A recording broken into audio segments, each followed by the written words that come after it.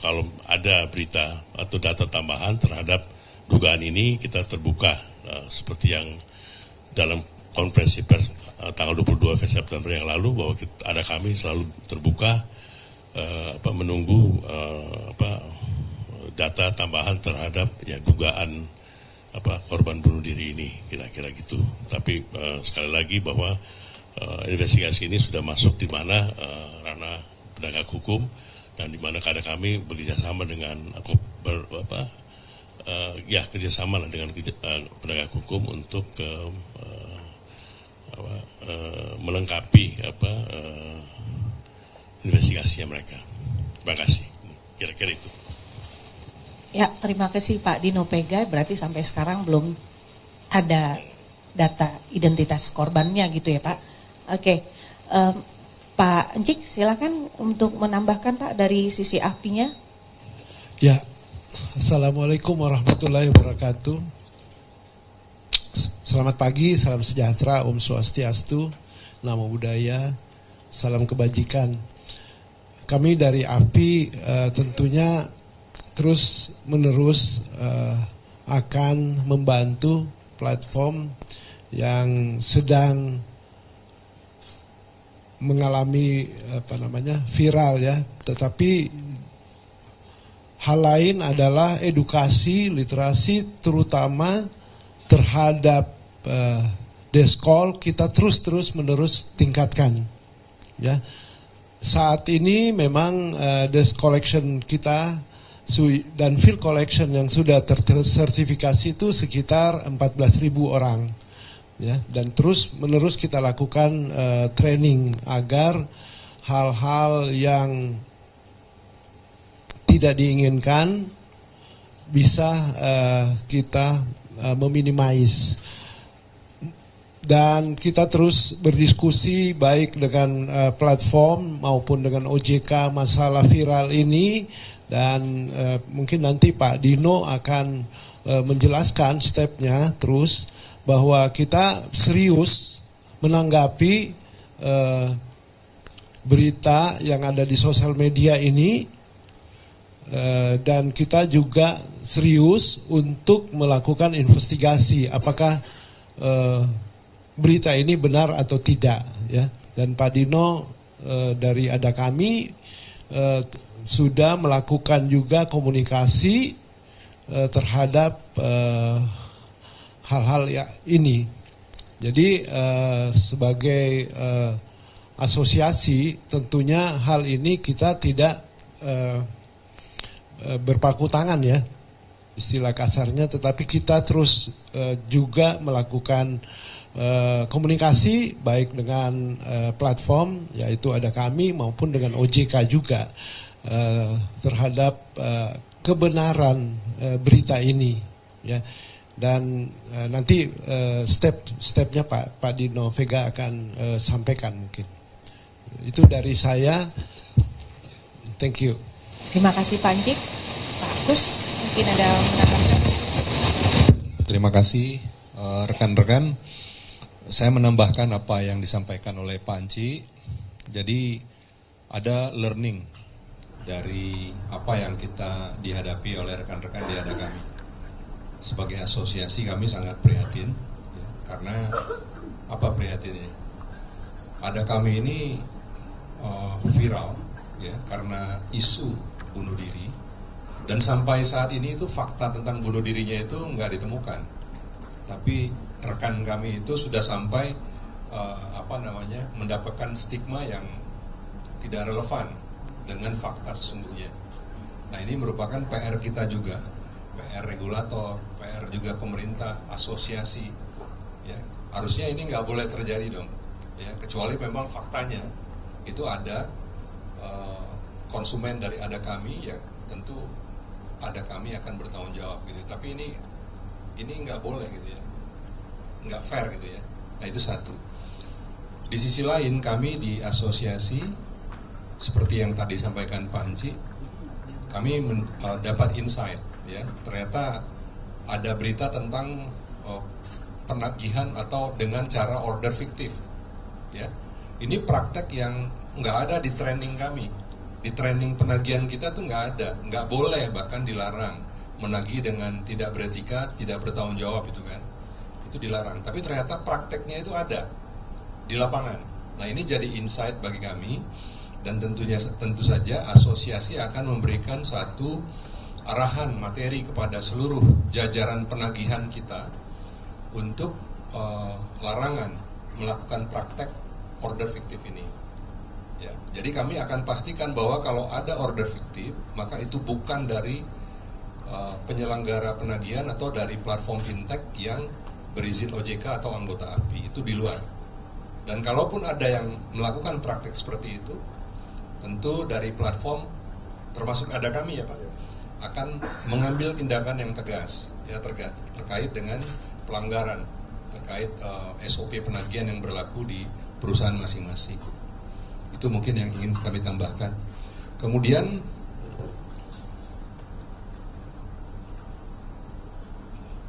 ya itu mungkin itu ya, terobosan dari case ini, insight-nya seperti itu rekan-rekan.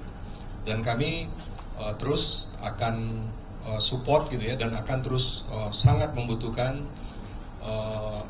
kerjasama dengan rekan-rekan juga media untuk menyampaikan informasi-informasi yang edukatif, informasi-informasi yang mencerahkan juga bagi masyarakat ataupun bagi pengguna fintech, karena fintech ini sebagai industri yang baru ya, kita ini sudah ya dalam rangka merapikan penagihan, AFPI itu sudah melakukan sertifikasi kepada 14.600 tenaga penagih.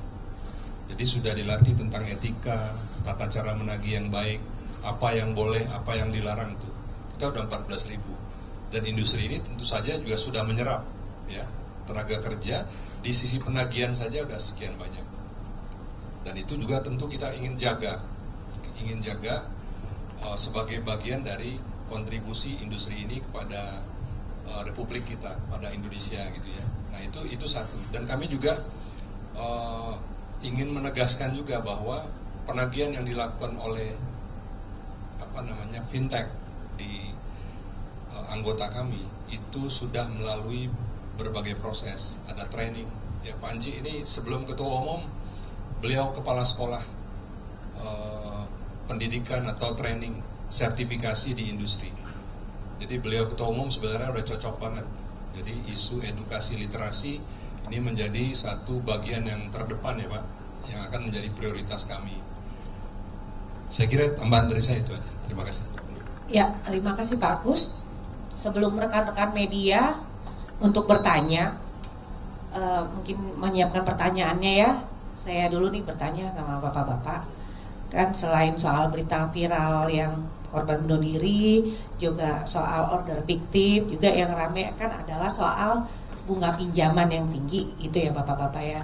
Nah, apa pendapat dari Pak J, Pak Kus, mungkin Pak Dino juga mau menambahkan mengenai yang katanya bunga dari pinjol itu yang ketinggian. Silahkan Pak J. Masalah bunga, kita sudah di dalam aturan kami AFPI atau Code of Conduct itu sudah kita tetapkan bahwa bunga tidak boleh lebih dari 0,4%. Itu yang pertama. Jadi maksimum, bukan minimum ya. Jadi apa yang sedang dibicarakan sekarang, saya mau klarifikasi bahwa bunga maksimum 0,4, nggak boleh per lebih hari ya, Pak? Per hari. Terus atau sedangkan itu untuk pinjaman-pinjaman cash loan memang sebagian besar 0,4 untuk yang jangka waktu di 1 bulan maksimum. Nah sementara kalau yang diproduktif sebenarnya bunga itu banyak di sekitar 0,03% per hari. Saya ulangi lagi, 0,03% per hari sampai dengan 0,06% per hari, atau di sekitar 12% sampai dengan 24% per tahun. ya. Jadi masalah bunga, tetapi kalau kita lihat di produktif itu berarti tidak melebihi, bahkan jauh di bawah dari 0,4% per hari. Jadi itu yang perlu saya informasikan kepada rekan-rekan bahwa bunga maksimum yang kita tetapkan adalah 0,4% per hari. Tetapi pada prakteknya itu banyak di bawah 0,4%, terutama yang produktif, ya UMKM, ya UMKM itu di sekitar 0,03 sampai 0,04%, ya, yang kebanyakan yang berlaku di fintech peer-to-peer lending di bawah yang berizin OJK. Sehingga mungkin saya juga tegaskan di sini bahwa code of conduct ini tidak boleh dilanggar. Tidak boleh dilanggar oleh anggota AFPI. Ya, apabila dilanggar maka akan disidang oleh komite etik. Kita punya komite etik yang independen, yang bukan anggota platform, tetapi kebanyakan dari law firm, pengacara itu ada, saya lupa, 9 orang kalau nggak salah, ya, komite etik kita yang akan melakukan sidang atas pelanggaran ini. Dan jika terdapat bukti bahwa melanggar, maka anggota bisa dikenakan sanksi atau platform tersebut dikenakan sanksi, dan itu sudah kita pernah lakukan. Dan kita juga ada tim di AFPI sendiri yang namanya patroli, ya. Kita mengecek semua platform apakah ada yang melanggar dari 0,4%. Sehingga menurut saya, ya, kenapa 0,4? Karena kita protect konsumen, ya, konsumen kita protect, tidak boleh lebih dari situ, ya. Jadi makanya kita membuat aturan tidak boleh lebih dari 0,4 gitu. Itu yang saya perlu juga jelaskan ke teman-teman, ya, karena jangan sampai beritanya simpang siur, ya. Thank you. Ya, makasih Pak Encik. Pak Kus mau menambahkan? Cukup ya, Pak Dino? Cukup ya. Oke, terima kasih. Sekarang kita buka kesempatan untuk rekan-rekan media bertanya. Silakan angkat tangan, sebutkan nama dan asal media, dan mohon untuk berdiri biar terlihat dari depan. Terima kasih. Silakan.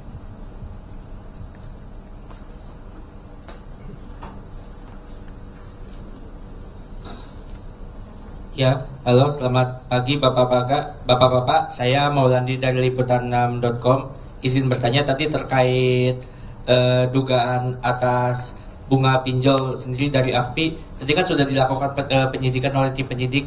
Sejauh ini temuannya sudah seperti apa, ya? Lalu juga kemarin kan sudah ada pernyataan dari OJK. OJK juga melakukan pengawasan terhadap AFPI. Itu bentuk pengawasannya seperti apa dan bagaimana, ya? Ya, terima kasih. Kita mau langsung jawab atau mau kita kumpulkan dulu, Pak? Ya, boleh.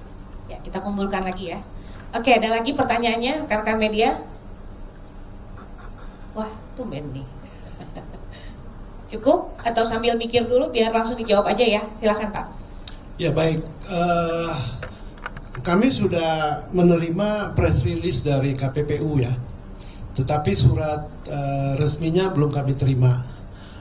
Jadi kami akan kalau surat resminya terima, kami akan mengklarifikasi tentang ini, ya. Tetapi boleh saya ngomong bahwa menurut pendapat kami, karena yang viral adalah kartel, ya, kartel bunga. Menurut pendapat kami, kalau kartel itu yang di minimum, kalau maksimum itu, karena kita kan menentukannya maksimum, ya, maksimum bunga. Artinya kenapa? Kalau maksimum bunga itu kita bukan kartel, kita justru protect konsumen, kan, supaya tidak boleh lebih. Nah, kalau kita melakukan minimum, menurut saya ya, pendapat saya bisa salah, itu baru kartel gitu. Jadi mungkin nanti kami akan komunikasikan juga dengan KPPU masalah ini, tetapi hal tersebut kalau kita ngomong pendapat tentang kartel ya, pendapat saya adalah bukan maksimum yang kita atur kan maksimum 1 dan bukan 0,8 tetapi kan 0,4 itu 2 tahun lebih yang lalu itu 0,8 ya, 2 tahun yang lalu sehingga 2 tahun lalu itu kita sudah menurunkan bunga dari 0,8 menjadi 0,4. Itu yang mungkin kalau kita mau bahas tentang yang viral saat ini ya. Dan kami akan tentunya akan berkomunikasi dengan KPPU untuk berdiskusi tentang hal ini ya. Karena yang kita patok itu sebenarnya maksimum bukan minimum.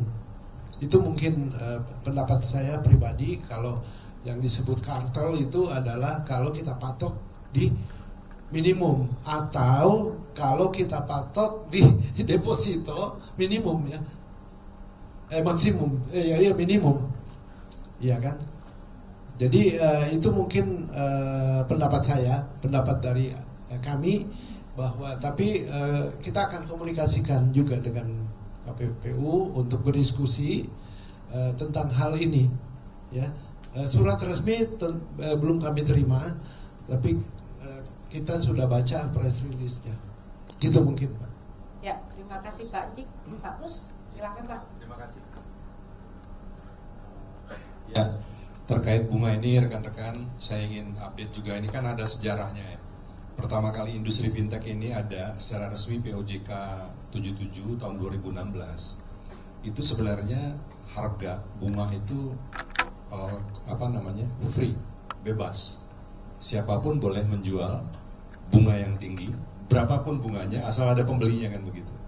Lalu di lapangan kita banyak komplain, ternyata bunganya ini tinggi sekali waktu itu, ya. Dan juga ada fenomena fintech legal, fintech ilegal. Bunganya tinggi sekali, masyarakat banyak teriak. Lalu fintech legal yang dibawa OJK mengambil inisiatif. Kami nggak mau sama dengan pinjol ilegal yang menjual bunga 1%, 2%, 3% per hari.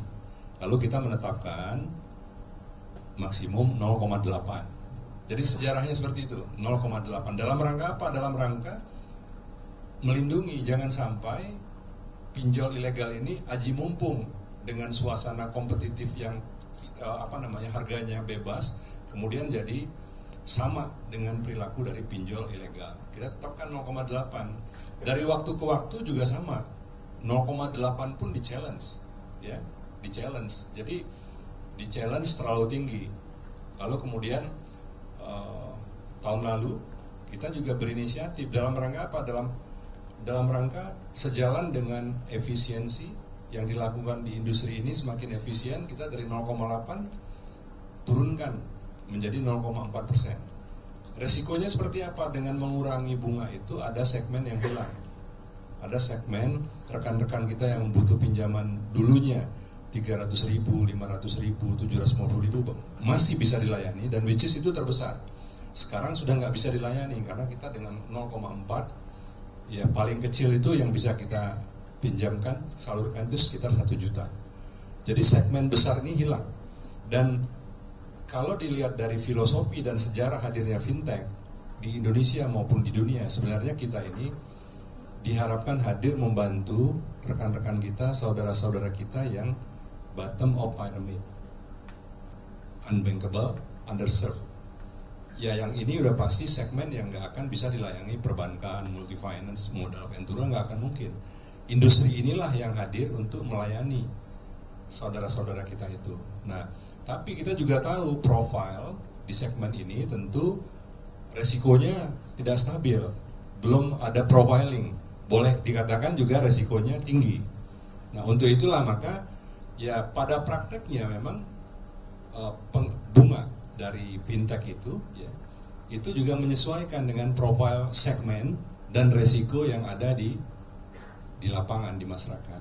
Saya kira gitu. Jadi seperti yang disampaikan Pak Anci, kita itu sebenarnya penetapan ini historinya tuh, filosofinya tuh justru dalam rangka melindungi konsumen. Kita kompakan, ya kan, untuk tidak menjalani praktek predatory lending. Gitu ininya. Thank you.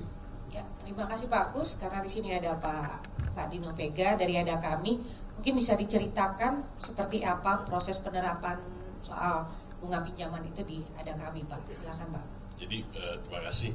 Kalau di Ada Kami mungkin sama dengan di beberapa platform lain, kita punya produk itu bervariasi dari yang tiket size kecil 500.000, 1 juta sampai maksimum bisa sampai 80 juta. Cuman memang yang 80 juta sangat jarang yang kita berikan. Rata-rata 1 sampai 2 juta tiket size kita, 1 sampai 3 bulan ya, tenurnya. Nah, di situ seperti yang Pak Haji katakan, biasanya kalau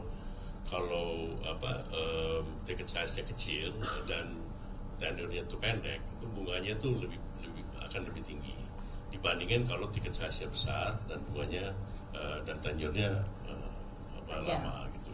Dan di situ juga kita terapkan hal yang sama. Kalau kita nggak lakukan itu, kita juga nggak lakukan. Kita kan kalah bersaing dengan platform-platform lain. Jadi mungkin seperti yang dikatakan Pak Kus tadi, itu kita mengikuti mekanisme pasar di mana produk kita itu bervariasi dan mengikuti aturan AFPI yang semua platform sudah tanda tangan untuk code of conduct, bahwa bunga itu tidak bisa lewat dari batas yang sudah ditentukan, termasuk ke biaya-biaya yang lainnya juga. Dan itu udah all in.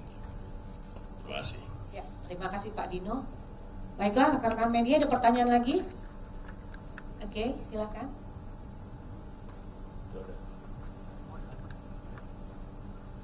Ya, selamat pagi Bapak-Bapak, saya Amel dari Tempo.co. Mau tanya Pak, soal yang kasus viral itu Pak, itu apakah dari Ada Kami itu ada tenggat waktu gitu? Karena kan ini belum ditemukan identitas korban. Nah, misalnya dalam jangka waktu berapa, misal 1 bulan atau berapa gitu, ketika tidak ditemukan, apakah akan melakukan langkah hukum seperti penuntutan pencemaran nama baik dan sebagainya kepada penyebar kasus itu.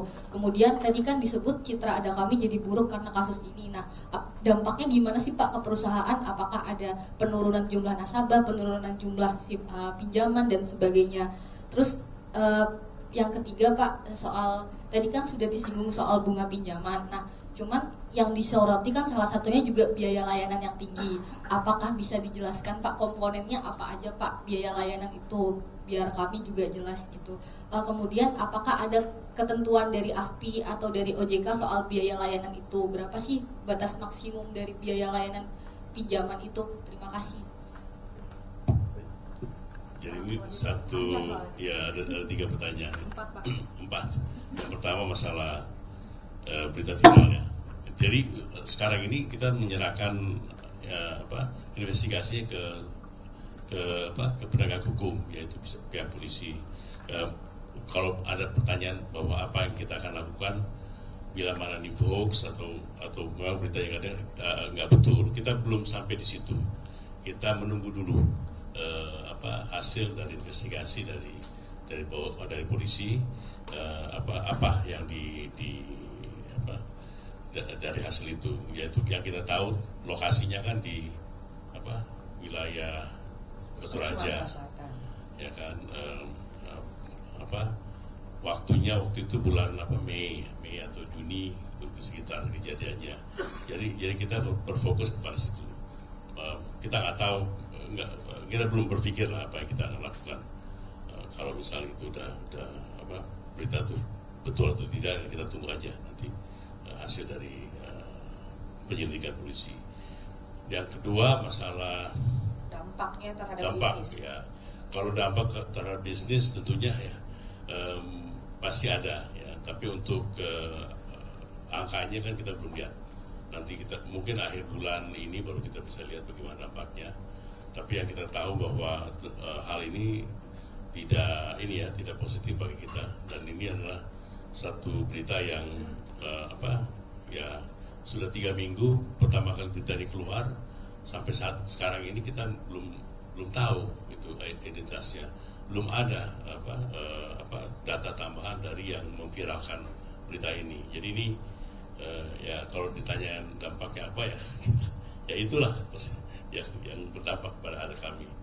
Yang ketiga masalah biaya layanan, kalau nggak salah ya.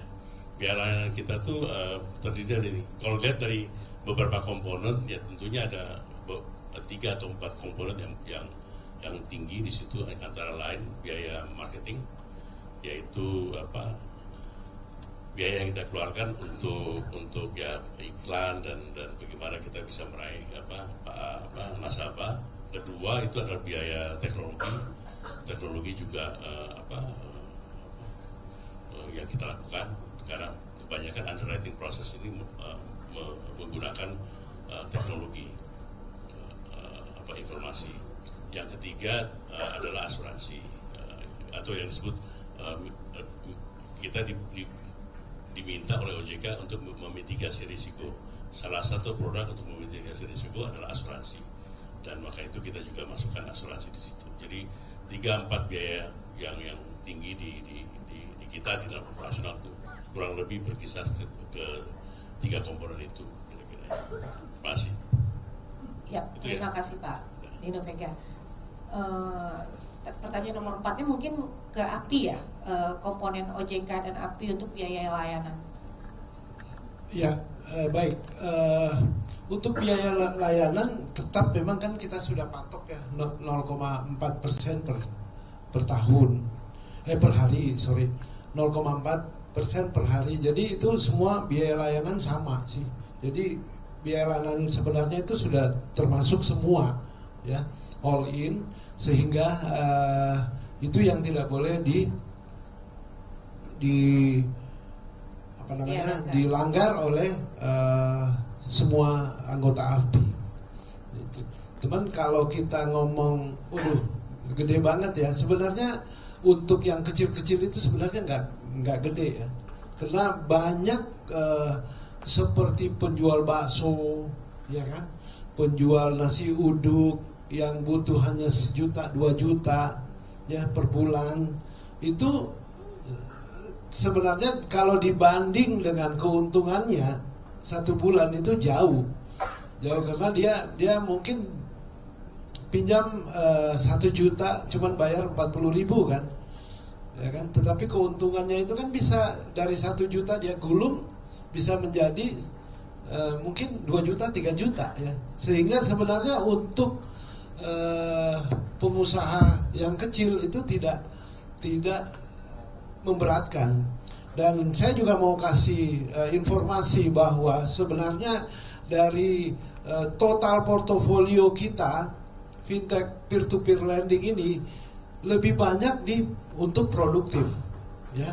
Cash loan pun, multiguna pun, yang cash loan itu hampir 60% itu digunakan oleh masyarakat kecil untuk berdagang, seperti penjual nasi uduk, penjual bakso, warung kecil, itu lebih banyak menggunakan pinjaman ini, sehingga manfaat untuk masyarakat sangat tinggi menurut saya, ya.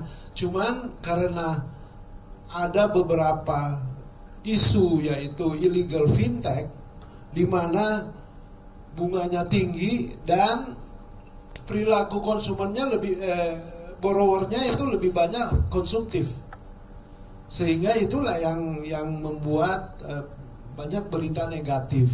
Tetapi kalau kita lihat manfaat dari 120 juta borrower, ya, mungkin sekitar 70 juta borrower itu lebih banyak di produktif. Yang lainnya adalah lebih banyak di karyawan. Jadi saya mungkin sampaikan juga, banyak karyawan yang mohon maaf, ini tidak terjadi hanya di Indonesia. Kami sudah riset, terjadi juga di negara lain. seperti di Singapura, seperti di China, Thailand, apalagi ya, Filipina, apalagi ya, di mana karyawan anak muda yang pengalaman kerjanya 5 tahun ke bawah, ya, 5 tahun ke bawah, itu gajian tanggal 25, tanggal 10 udah habis, benar gak sih? Sehingga ini banyak yang menggunakan untuk bridging. Untuk bridging apa? Jadi kalau gajinya 5 juta, ya dia ambil 1 juta. Umpamanya. Itu banyak di ada kami juga. Sangat banyak. Diambil 1 juta. Untuk apa 1 jutanya? Untuk bensin, untuk makan, sampai tanggal 25. Nanti tanggal 25 lunas lagi. Nanti tanggal berapa lagi? Dia nggak ada lagi. Dan hebatnya fintech ini adalah dia mau jam 2 pagi, dia tiba-tiba baru besok nggak ada bensin nih. Jam 2 pagi dia minta dia ada kami umpamanya. Ya, karena dia sudah berkali-kali, mungkin hanya membutuhkan waktu 5 menit sudah ke kredit rekeningnya. Ya kan? Tergantung daripada kredit risknya atau risk controlnya atau kredit scoringnya bagus atau enggak. Kalau dia disiplin, khusus untuk ya masyarakat yang baru bekerja pengalaman 5 tahun ke bawah, disiplin, ada kami langsung kasih gitu. Jadi ini kalau dibilang pinjol mengerikan, ya nggak gitu juga.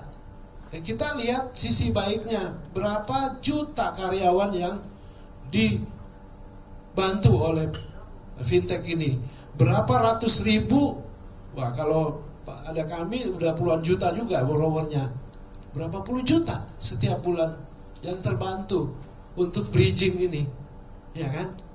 Apalagi sekarang kan anak muda dengan gampangnya Shopee apa ini itu, ya kan? Tanggal 5 udah habis duitnya, tanggal 10 udah habis, benar gak? Jadi itu yang perlu kita juga sampaikan, bahwa edukasi dari AFPI kita terus-menerus juga lakukan, bahwa pinjam sesuai dengan kebutuhan, jangan konsumtif, ya kan? Kalau karyawan ini atau pekerja ini atau masyarakat ini disiplin, dia sangat terbantu. Dan berapa juta yang lakukan disiplin ini, banyak sekali, ya. Kita punya loyal customer itu bisa sampai 70%. Pada kami sekarang berapa? Ini coba borrowernya 30 juta, 50 juta, 15 jutaan. 15 juta, saya boleh garansi 80% dari 15 juta itu loyal customer. Loyal customer apa? Itu yang setiap bulan dibantu untuk bridging itu. Apakah bagus apa nggak bagus sih kalau bridging? Saya bilang bagus. Lu mau pergi kemana? Ke Singapura juga begitu, ke Filipina, ke China, ke Amerika juga begitu, sama. Semua orang tanggal 25 gajian, tanggal 5 udah habis. Nah ini kalau saya pribadi, kita ngomong realita aja, ya, kita ngomong realita. Jadi itu kalau ngomong tentang 0,4% per hari, ya, itu sangat terbantu. Banyak karyawan sangat terbantu. Oke, saya rasa itu dari saya, Pak. Thank you. Oke, terima kasih Pak Anji. Pak Pus cukup? Pak Dino? Ya, ada satu lagi.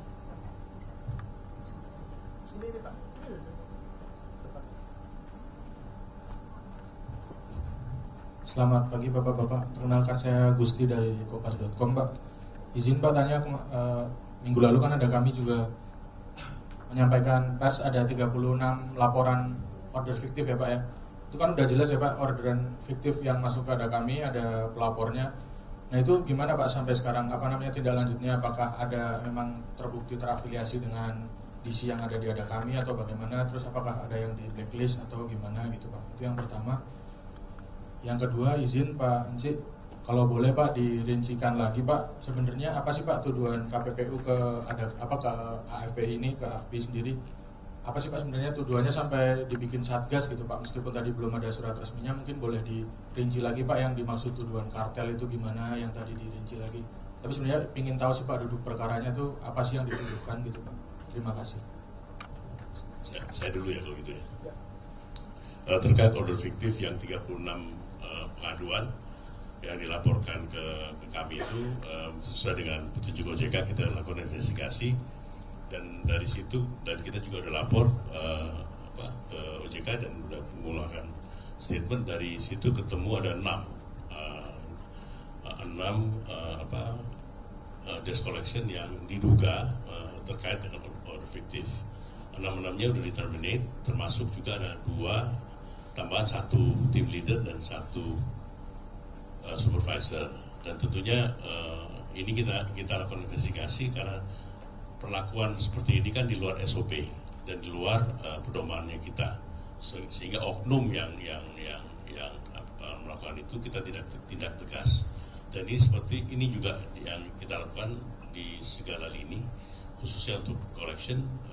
Ada 1 SOP yang kita akan jalankan, dan kalau ada pun pelanggaran dari SOP tersebut, dari ada kami tidak ragu-ragu untuk menindak tegas terhadap pelanggaran-pelanggaran yang terjadi di luar SOP yang dilakukan oleh oknum. Terima kasih, Pak.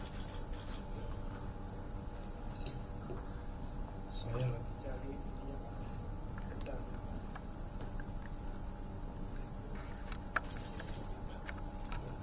Press release. Sebenarnya kita memang belum masalah KPPU ya, belum terima surat resmi dari KPPU, dan kita baru baca press release-nya ya Pak. Iya, bagus. Jadi yang dituduhkan adalah AFPI menjadi kartel, ya kan, kartel untuk bunga, dan di situ disebutkan 0,8. Padahal kita sudah lama ya, 2 tahun lebih yang lalu itu 0,4 kita turunkan ya. Tadi Pak Gus sudah jelaskan sejarahnya dari bebas, terus kita 0,8, terus 0,4 sekarang. 0,8 itu udah hampir 3 tahun yang lalu ya. Ditujukan bahwa kita kartel. Nah tadi saya juga sampaikan bahwa karena kita ini belum menerima surat resmi, dan ya mudah-mudahan dalam waktu dekat kita bisa ketemu dengan KPU ya, untuk kita diskusi dan kita akan sharing yang dituduhkan bahwa kita kartel. Nah tadi saya sudah sampaikan bahwa kalau kartel ya, itu kartel kan monopoli ya, monopoli bunga nih. Menurut saya adalah kalau kita melakukan aturan batas minimum. Kalau batas maksimum bukan kartel, kita justru customer protection yang kita lakukan, ya kan? Jadi untuk memproteksi konsumer maka tidak boleh nih lebih dari sini. Siapa yang diuntungkan? Ya konsumer, ya kan? Konsumen yang diuntungkan. Itu yang ada di aturan kita. Jadi kalau kita dituduhkan bahwa kita monopoli bunga, menurut saya bukan begitu gitu loh harusnya. Saya nggak bilang salah ya, karena ini pendapat saya, tetapi bukan begitu gitu loh.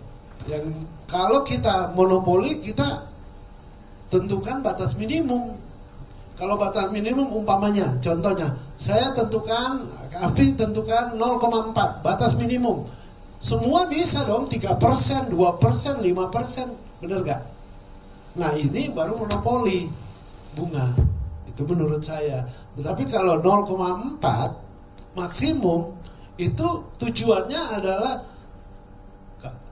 customer protection, atau customer protection, atau proteksi untuk konsumen, ya kan?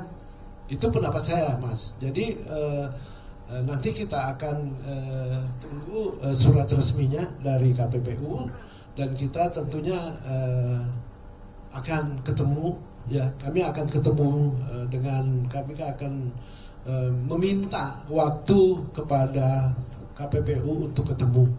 Ya, saya ulangi lagi, kami sedang meminta waktu untuk ketemu dengan KPPU, ya. Jadi supaya semua clear dan jelas. Itu mungkin itu, Mas.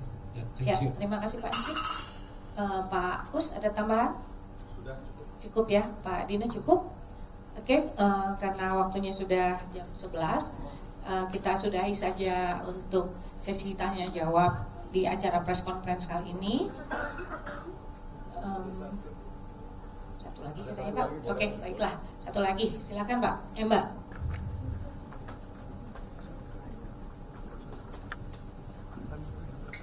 Selamat siang, izin Pak Dino, Pak Kus, Pak Acik.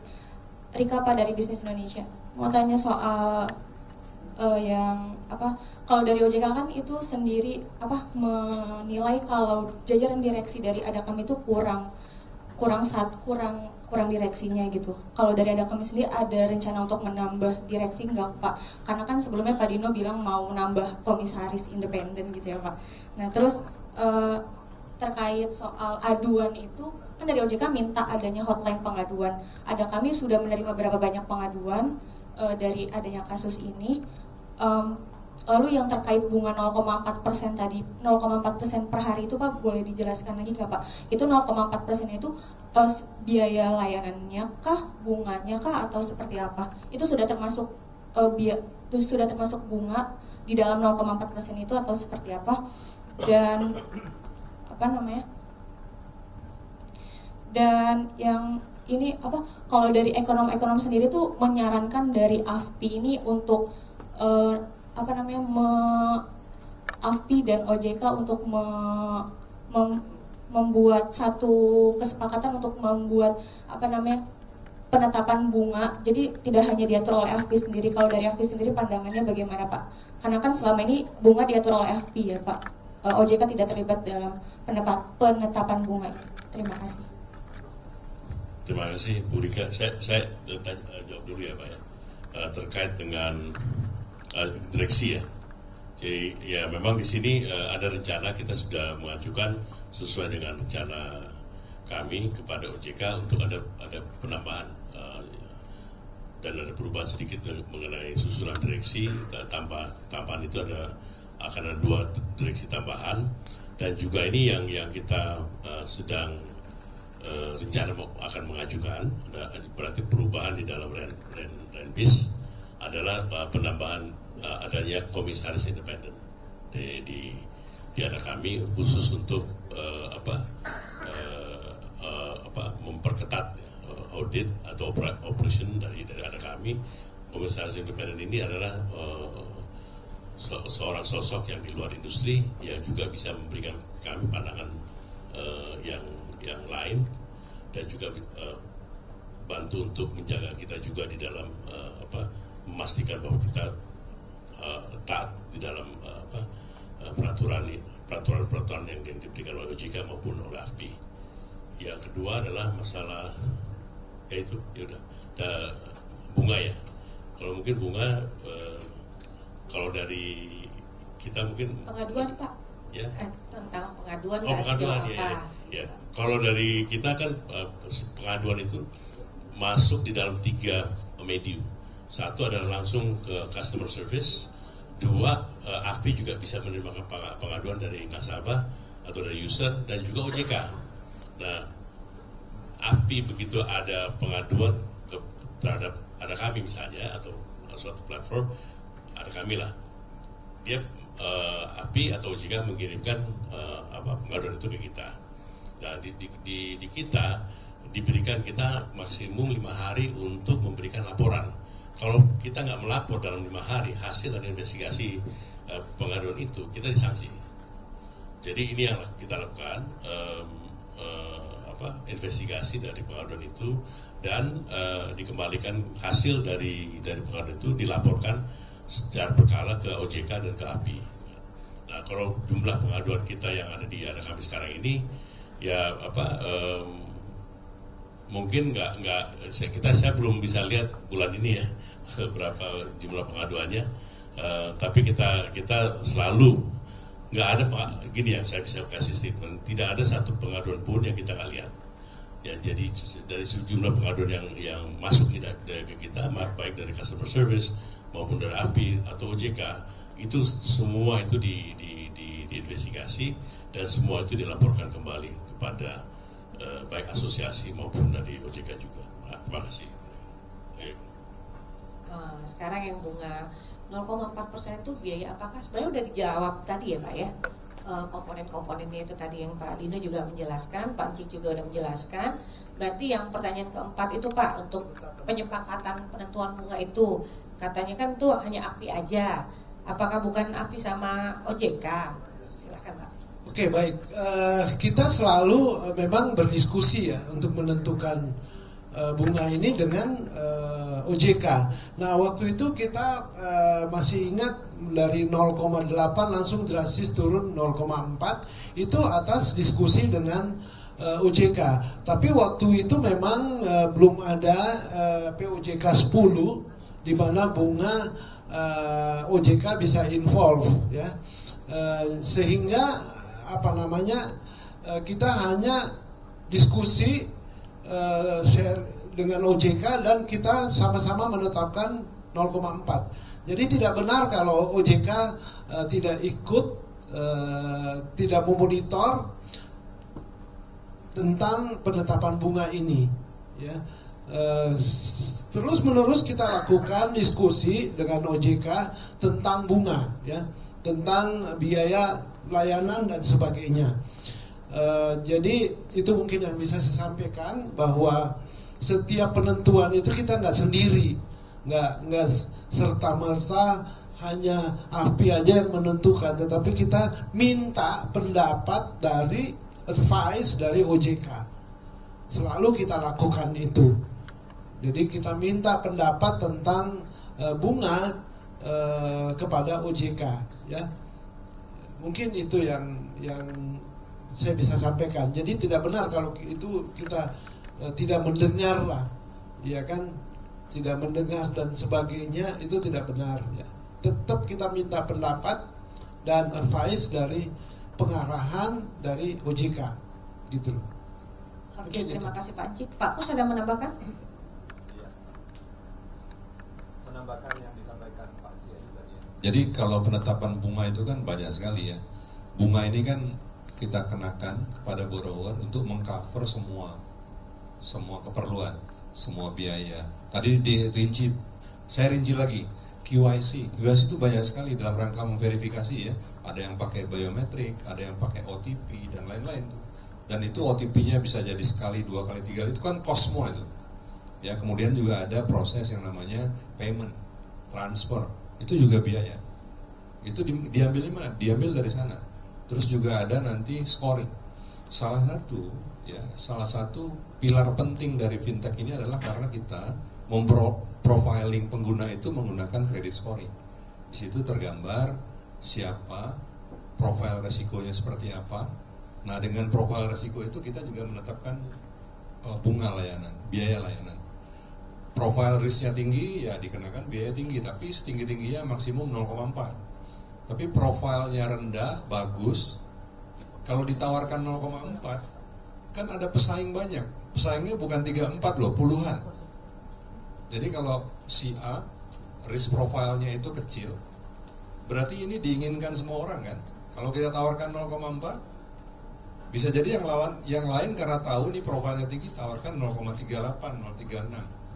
Nah, jadi suasana kompetisinya sebenarnya sangat hidup. Karena apa? Kita pemainnya ini 101, bukan 3, 5, 7 pemain yang mengatur harga gitu. Nggak ada itu.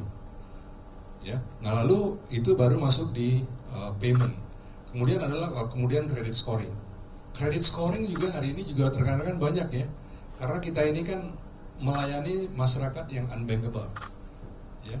Bentuk scoring itu juga banyak sekali. Ada yang pakai social media scoring, ada yang telco scoring, ada yang device scoring, macam-macam ya. Kalau nggak salah Pak Anci pernah cerita dulu ada 7 scoring ya Pak. Satu platform itu bisa menggunakan sampai 7 scoring. Dalam rangka apa? Dalam rangka melayani masyarakat yang high risk, tapi tetap dengan kehati-hatian, tetap dengan menggunakan data, teknologi yang canggih, dengan kehati-hatian menggunakan data-data alternatif. Itu ciri khas kita. gitu ininya. Sehingga dari yang high risk itu bisa dipilih-pilih, oh ini masih oke, ini masih oke. Nah itulah. Kemudian credit scoring. Kemudian ada lagi insurance, asuransi. Jadi setiap platform wajib memberikan opsi mitigasi resiko kepada pengguna. Jadi bukan wajib asuransi, tapi wajib menawarkan mitigasi resiko kepada pengguna, kepada lender. Ya, mitigasi resiko itu salah satunya adalah dengan menawarkan lendernya mau asuransi apa enggak. Kurang lebih seperti itu. Dan itu juga cost tuh. Yang lain-lain apa? Kan ada juga biaya penagihan. Ya, penagihan itu adalah effort yang juga besar. Itu ada costnya juga. Ya, ada costnya di situ. Lalu ada juga yang namanya yang tidak tertagih. Yang tidak tertagih itu kan juga bagian dari cost of credit namanya. Nah, blended semua itulah setinggi-tingginya 0,4. Setinggi-tingginya. Pada prakteknya sekali lagi yang disampaikan oleh Pak Anji tadi, Pak Dino juga, banyak sekali segmen kita itu yang nggak mau 0,4. Bayangin kalau orang pinjam 200 juta untuk invoice financing dikenakan 0,4, nggak ada yang beli, nggak ada yang ngambil. Itu berlaku untuk tiket-tiket yang kecil, yang tadi 1 juta, 2 juta, dan tenornya juga pendek. Kalau tenornya panjang, walaupun dibuka pricingnya, nggak ada yang beli, nggak ada yang ngambil. Saya kira itu aja. Terima kasih. Juga termasuk biaya karyawan, biaya aplikasi, biaya internet, semua itu dari 0,4 itu. Gitu ya. Thank you. Oke, makasih Pak Kus. Untuk pertanyaan kita tutup ya Pak ya. Jadi sebelum mengakhiri kita ingin closing statement dari Bapak-Bapak. Tapi untuk Pak Dino Pega saya mau nanya Pak. Seperti apa sih hasil investigasi yang sudah dilakukan oleh kami terkait dengan kasus viral ini? Seperti apa Bapak, apakah kami sudah melakukan pembicaraan langsung dengan si media sosial yang akun pemilik media sosial yang pertama memviralkan itu Pak? Silakan Pak. Oke, jadi mungkin ini. Jadi kita dari hasil investigasi kita intern, kita nggak menemukan adanya korban atau nasabah ada kami yang bunuh diri, nggak ada. Lalu kita approach juga akun yang memviralkan ini dan bersama dengan dan ketemu dengan kuasa hukumnya.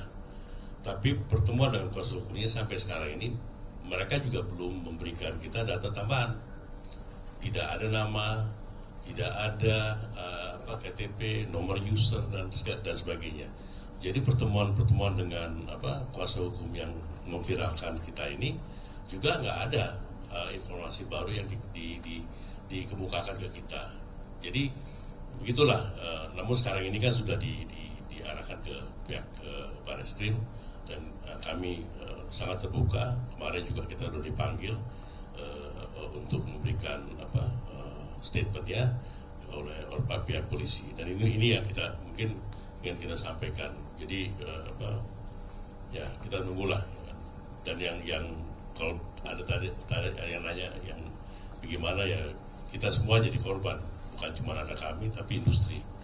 Adanya berita-berita yang mungkin sampai 3 minggu ini belum ada informasi tambahannya. Jadi dan itu kan viral ke saya pribadi, ke keluarga saya, ke anak-anak saya, ke istri saya. Itu kan ya ini ada ya, bagian korban itu juga ada lagi lah, dan oleh karena itu kita tunggulah hasil dari investigasi polisi itu kira-kira Mas. Ya, tapi ada berita di media tuh katanya di Sumatera Selatan polisinya juga katanya belum menemukan tuh Pak. Iya, ada statement dari Kapolres Batu Raja juga mengatakan bahwa itu belum ketemu. Nah ini akan ditambah dengan penyelidikan dari pihak Polri-nya sendiri. Tapi sekarang ini ya gitu, ada statement yang mengatakan nggak ada penemuan dari statement dari Kapolres Batu Raja bahwa ada korban bunuh diri yang berkaitan dengan nasabah ada kami. Terima kasih Pak. Oke Pak Anjing, silakan untuk closing statement. Ya, untuk kasus yang lagi viral ini kita dari AFI pasti sangat concern terhadap kasus ini, dan kita tentunya bersama-sama dengan platform ada kami untuk segera menyelesaikan kasus ini. Itu komitmen dari asosiasi AFPI. Dan tadi masalah bunga, bahwa saya mau sampaikan bahwa banyak masyarakat yang sudah menikmati manfaat daripada pinjol ini. Ya, terutama memang dari data kita itu umur yang menjadi borrower itu antara 21 tahun sampai 34 tahun, ya, sehingga memang lebih banyak anak muda menjadi borrower kita. Nah, tolong teman-teman bantu kita juga untuk menyuarakan masalah manfaat daripada fintech peer-to-peer lending ini, atau yang dikenal dengan pinjol. Mungkin itu saya. Terima kasih Pak Anji. Pak Pus? Ya, mudah-mudahan ini ya rekan-rekan, ini ujian buat ada kami, buat industri kita. Ya, mudah-mudahan ujiannya juga kita lulus naik kelas, gitulah, mudah-mudahan seperti itu. Dan kita banyak dapat insight dari asosiasi. Kita akan terus meningkatkan tata kelola dari platform, ya kan. Kemudian juga bagaimana risk manajemennya semakin baik, semakin berkualitas, scoringnya semakin tajam dan jitu gitu ya. Dan juga terkait compliance, bagaimana penegakan aturan di perusahaan terhadap tenaga penagihan dan lain-lain.